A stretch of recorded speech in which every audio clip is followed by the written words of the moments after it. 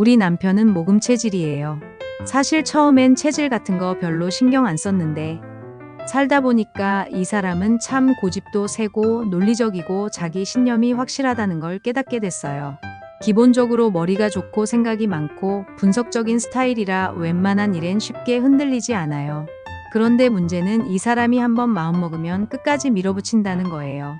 그리고 무언가가 자기 신념이랑 다르면 어찌나 예민하게 반응하는지, 가끔은 싸우지 않으려고 했던 일도 결국 싸움으로 번지는 날이 많아요. 그래서 이 남자를 건드리지 않으면서 그러면서도 제가 답답하지 않게 대화하는 법을 알게 됐어요. 체질을 아는 게 도움이 되더라고요. 예를 들면 제가 당신은 왜 이렇게 융통성이 없어? 라고 한마디 던졌을 때 남편의 얼굴이 굳어지는 걸 보고 바로 깨달았어요. 이 사람은 자기가 융통성이 없는 게 아니라 원칙을 지키는 거라고 생각하는 거예요. 그 순간 기분이 확 나빠지는 게 느껴졌어요. 이런 말은 안 하는 게 좋겠다 싶었어요. 그 대신 당신은 원칙이 확실해서 믿음직스러운데 이번에는 살짝 조율하면 어떨까? 라고 말하면 반응이 확 달라져요. 이 사람은 자기 신념이 인정받았다고 느껴지면 훨씬 부드러워지거든요. 그리고 그게 왜 문제야? 그냥 좀 넘어가? 이런 말도 하면 안 돼요. 저는 별거 아닌 일 같아서 대수롭지 않게 넘기려고 했는데 남편은 자기한테 중요한 걸 무시당했다고 느끼는 거예요. 모금 체질 남편은 세세한 것까지 신경 쓰고 사소한 거라도 논리적으로 따지는 스타일이라서 그냥 넘기는 걸 못해요. 그러니까 이런 말을 하면 바로 표정이 굳고 기분이 확 상해버려요. 그래서 저는 요즘 이렇게 말해요. 당신이 이 부분을 중요하게 생각하는 것 같아. 나도 신경 써볼게. 이렇게 말하면 남편도 자기 의견이 존중받았다고 느껴서 화를 덜 내요. 그런데 제일 조심해야 하는 말이 당신이 틀렸어. 이거예요. 모금 체질 남편은 자기가 논리적이고 이성적이라고 생각하는데 누가 대놓고 틀렸다고 하면 그게 바로 싸움의 시작이에요.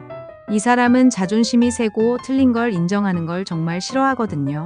그래서 정답을 정해놓고 말하기보다는 이렇게도 생각해 볼 수 있지 않을까? 라고 하면 훨씬 부드럽게 넘어가요. 그러면 남편도 자기 생각을 다시 한번 정리할 기회를 갖게 되고 저도 괜히 기싸움하느라 지칠 일이 없어요. 그리고 그렇게 하면 안 돼. 이게 맞는 방법이야. 이런 말도 하면 안 돼요. 모금 체질 남편은 자기가 주도적으로 문제를 해결하고 싶어 하지 남이 시키는 대로 하는 걸 정말 싫어해요. 내가 알아서 할게 라는 말이 나오는 순간 이미 싸움이 시작된 거죠. 저는 이제 이런 말 대신 이렇게 하면 어떨까?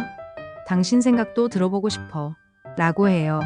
그러면 남편도 자기가 주도권을 갖고 있다고 느껴서 기분이 덜 상하더라고요. 그리고 그냥 대충 해도 되잖아. 이런 말도 하면 안 돼요. 우리 남편은 뭐든지 철저하게 해야 직성이 풀리는 성격이라 대충 해라는 말은 자기 노력을 무시하는 것처럼 들려요. 제가 한두 번 실수로 이런 말을 했다가 기분 나빠하는 걸 보고 바로 고쳤어요. 그 대신 당신 덕분에 꼼꼼하게 잘하고 있어. 근데 너무 무리하지 말고 적당히 쉬면서 하자. 라고 하면 남편도 인정받았다고 느끼면서 부담이 덜하더라고요. 또 남편한테 다른 사람들도 다 그렇게 해? 라고 말하면 반응이 아주 안 좋아요. 모금 체질 남편은 남을 따라하는 걸 정말 싫어해요. 자기가 옳다고 생각하면 남들과 달라도 신경 안 쓰는 성격이라서 이런 말을 들으면 반감부터 생겨요. 그래서 요즘은 이렇게 하는 사람들도 있던데 당신 생각은 어때? 라고 물어봐요. 그러면 자기 의견을 존중받으면서도 새로운 방법을 받아들일 여지가 생기더라고요. 마지막으로 그렇게 예민하게 굴지 마. 이 말은 절대 하면 안 돼요.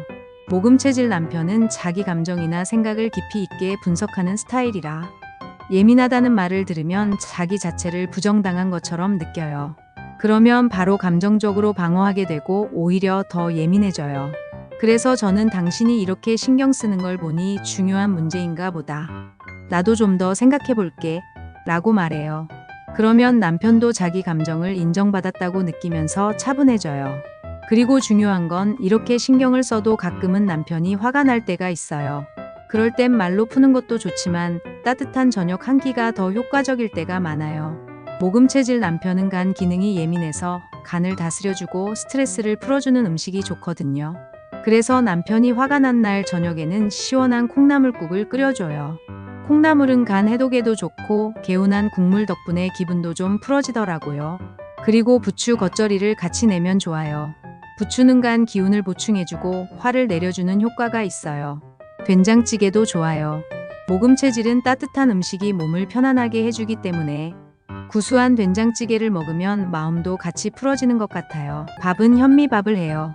모금 체질한테는 현미가 잘 맞아서 몸도 가볍고 소화도 잘 돼요. 대신 피자나 치킨 같은 밀가루 음식은 피하는 게 좋아요. 모금 체질은 밀가루가 몸에 잘 안 맞아서 그런 걸 먹으면 오히려 더 짜증이 날 수도 있거든요. 이렇게 보면 모금 체질 남편과 사는 게 까다롭게 느껴질 수도 있는데 사실 알고 보면 참 믿음직스러워요. 자기 신념이 확실하고 논리적이고 올바르게 살려고 노력하는 사람이거든요. 그래서 저는 이제 이 사람을 이해하는 방식으로 대화하려고 해요.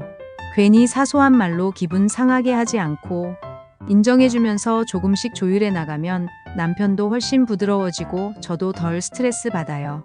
결국 부부 사이에는 말 한마디가 정말 중요하다는 걸 저는 모금 체질 남편 덕분에 많이 배우고 있어요.